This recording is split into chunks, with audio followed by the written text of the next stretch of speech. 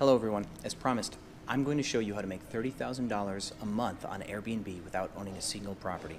This is the same method that I use to get up to the 10 active properties that I have. And in order to teach you how to manage Airbnb properties to get up to this level, for the first time ever, I'm going to show you my multi-calendar. So let's get right to it. So here on my multi-calendar, you'll see all of my properties listed and their nightly rates and their occupancies.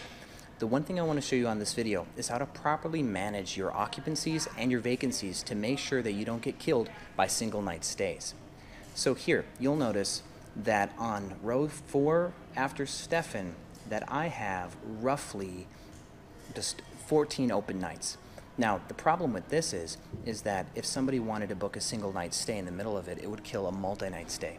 So if you go down 2 more, you'll see that after Daniel, I have 2 single night stays, then Beth for a single night, and then I have another one that is open, then Terry.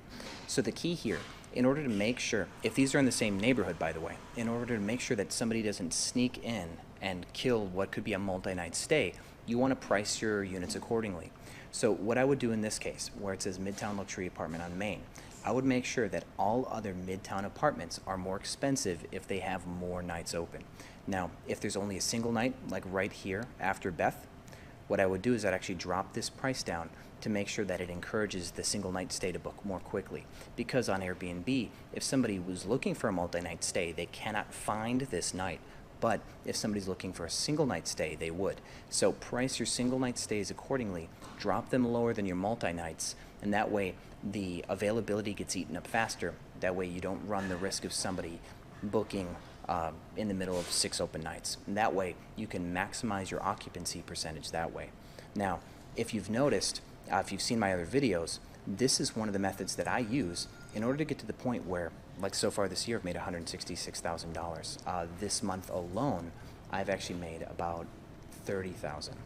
So, and this is done because I have a 88% occupancy.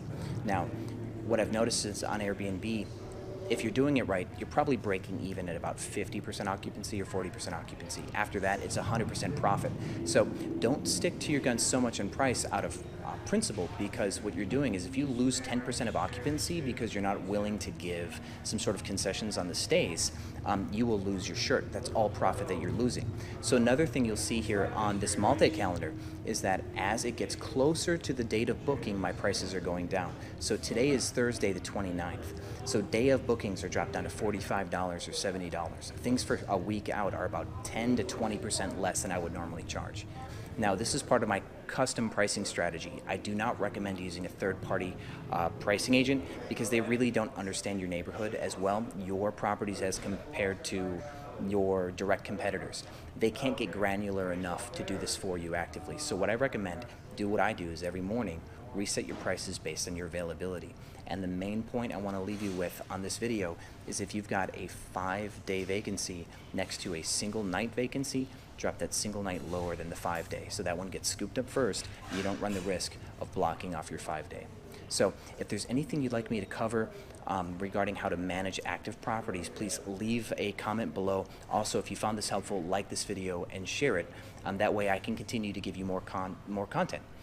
In the future, we will be covering the big topic, which is how do you even get started legally running 10 Airbnb properties without owning a single one.